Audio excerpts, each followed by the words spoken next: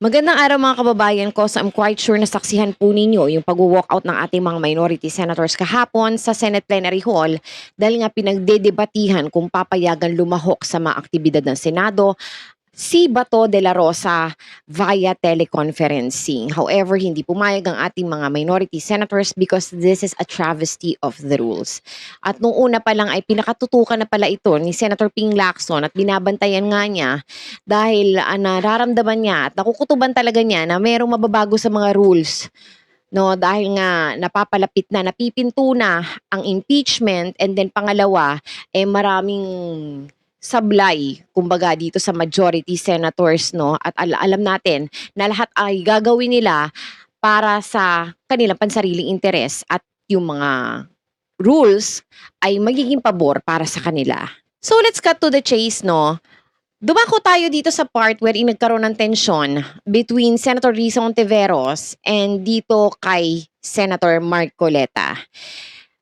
Eto si Senator Marcoleta, simula't simula pa lang wala na 'tong ibang ginagawa kundi makipagbasag ang bungo, mag-angas, maghamon ng away, 'no, ganyan. Palagi siyang may kaaway, palagi siya nakikipagtalo, nakikipagdebate, ganyan, na hindi naman kailangan talaga.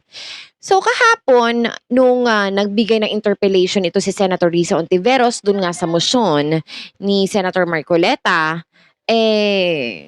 sumundot ng nakaka-offend na linya itong si Senator Marcoleta.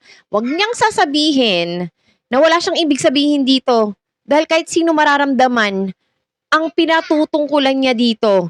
So sinabi niya na yan daw ang mahirap, no, kapag wala daw alam sa batas. No, wala daw masyadong alam. Gano'n yung sinabi niya, parang gano'n yung dating no, na parang walang alam sa law or something, no, na walang knowledge, ganyan. Nag-point of order ngayon itong si Erwin Tulfo. Sabi niya ad hominem. Kasi nga naman, likas sa mga DDS ang pagiging ad hominem attacker. Ganyan talaga kayo Hanggang sa senador, ad hominem attacker. Hanggang sa vice-presidente na pinaglalaban nyo, ad hominem attacker din yun. Ganyan kayo, lalo na yung Sara Army at mga alagad ninyong mga DDS kayo. Lahat kayo ad hominem attacker. Kapag hindi nyo na kinakaya, dadaanin nyo sa ad hominem attack. Ganyan kayo. So behind the camera, nagkaroon ng pag-uusap itong si Senator Marcoleta at itong si Senator Risa Ontiveros na na-capture ng mga netizens na nandun sa loob ng plenary hall, no? Ang ibig sabihin lang daw ni Marcoleta ay walang background si Senator Risa Ontiveros at marami hindi naiintindihan sa batas. Kaya mahihirapan lang daw siya. At wag daw sana bigyan ng kahulugan yon at palawakin yung sinabi niya. Kasi he's just precisely raising a distinction between the two kung ano man yung pinag-uusapan nila nung time na yon, no? So anyway, alam natin lahat, 'di ba, na etong sinabi ni Senator Marcoleta ay may laman. Senator Marcoleta, kasing gaspang ng pagmumukha mo ang pag-uugali mo. Sa totoo lang sa mga bumoto dito, hindi ba kayo nagsisisi? Hindi ba kayo natauhan? Wala nang ibang ginawa tong senador na to kundi mambulyaw. Sa tuwing may sesyon, may kaaway. Alam niyo ba, ang Senado dapat one body lang yan. Dapat hindi nagkakaroon ng rivalry. Dapat hindi na-divide yan. Kasi iisa lang yan. Nagkakasundo kayo dapat sa mga nilalatag yung mga batas, sa mga investigasyon nyo, ganyan. Pero hindi Kasi yung majority, ang kinakampihan nila, lagi sila doon sa part na mali. Laging yung sablay, doon sila lagi. Napapansin nyo ba lahat tong majority na senators ay lahat to may mga kaso, lahat may bahid ng dungi sa kanilang mga kamay. Eto din sa Marcoleta may sarili din niyang kasong kinakaharap sa ngayon. Tapos mangangako-ngako ka ng 2K na hindi mo naman tinupad. Nadala lang kayo sa mabubulaklak na salita ni Marcoleta, tapos nga ano ngayon? Ano nangyayari ngayon? Kakampi pala ng mga magnanakaw. O saan tayo ngayon pupulutin? Dahil bumoto kayo ng mga ganitong klaseng senador. Aber tapos kayo, magrereklamo kayo. Magrereklamo kayo sa administrasyon. Pero yung mga ganito na nakaupo din sa posisyon, dapat yan may cooperation sa administrasyon. Hindi dapat kinakalaban ng administrasyon.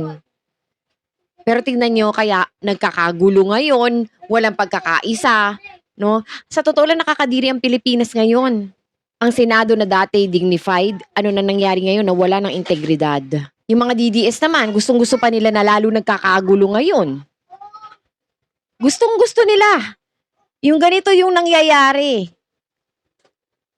Sa administrasyon, sa Senado, gustong-gusto nila yan. Gusto nila lagi, hanap lagi gulo. Ganyan kayong mga DDS, ayaw nyo ng pagkakaisa.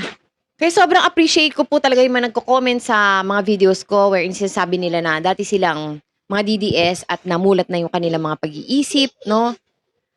Na-appreciate ko po kayo. However, hindi ko po ma-replyan lahat ng mga comments dahil masyado po akong busy as I work 2 jobs po at nag-aasikaso pa ako dito sa bahay. Pero maraming salamat po sa pag-appreciate po ng ating administrasyon.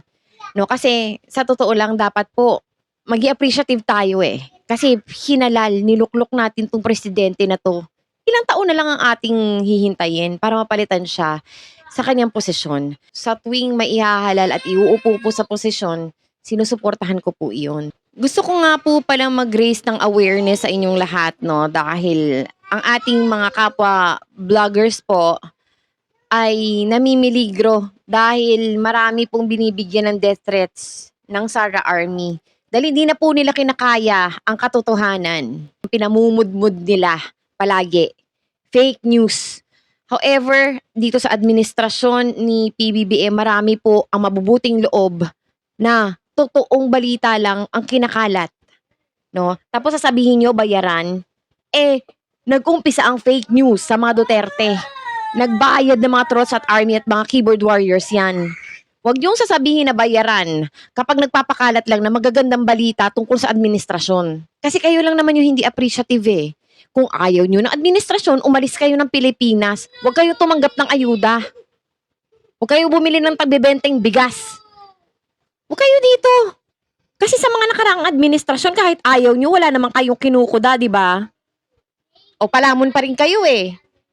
Tumatanggap pa rin kayo ng ayuda. Katulad nga doon sa mga kumakalat na video eh, pagkatapos dumakdak, pagkatapos magbulyaw, manira ng administrasyon, pipila sa ayuda.